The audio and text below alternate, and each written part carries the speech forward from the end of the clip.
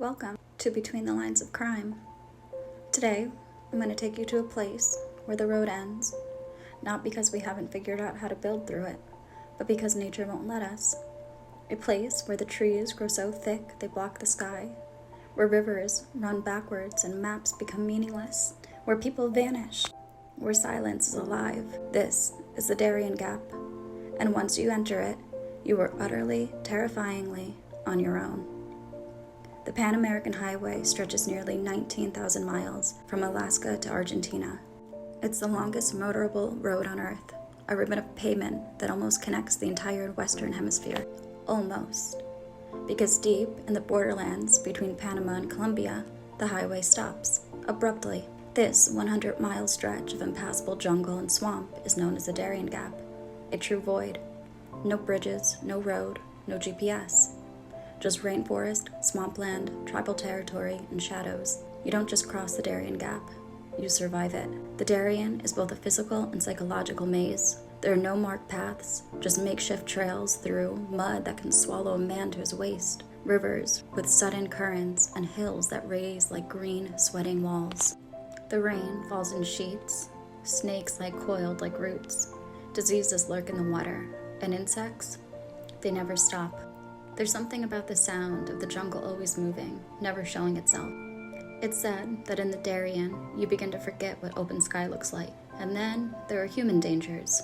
For decades, the Darien was rarely crossed, too brutal, too lawless, even in the 1970s when explorers tried to drive vehicles across it. Entire expeditions took months and came back broken, if at all. But in the last decade, the Darien has changed. It's become a migrant corridor, arguably the most dangerous in the world.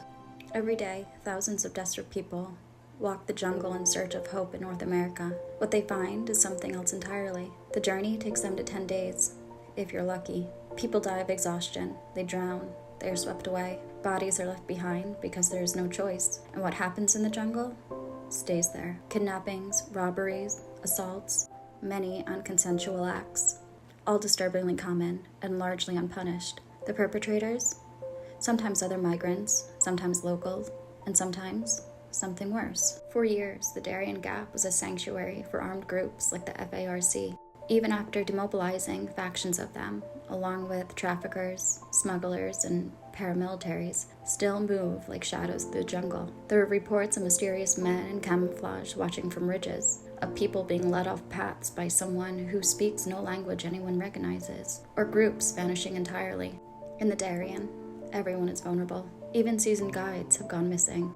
The jungle just doesn't let go. The Darien is not just a place, it is an organism. It inhales, it digests, it remembers.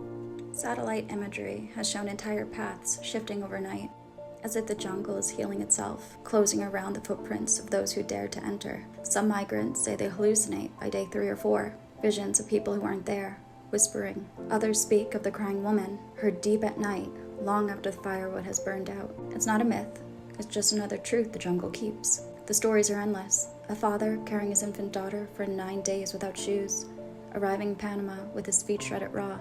A young woman found clutching her ID, face down in a riverbed. A teenage boy separated from his group, whose screams were once heard, then never again.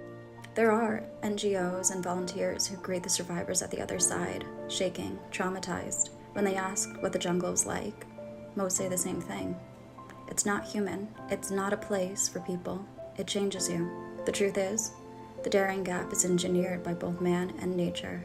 For decades, the environmentalists fought to keep roads out of the jungle, to protect the biodiversity and prevent deforestation. And the governments, they're not exactly eager to pave a superhighway for smugglers, rebels, and traffickers. So the Darien stays as it is, a forbidden zone, a firewall, an open wound, and for many, a final gauntlet, where dreams of a better life must first pass through a place that wants to destroy them.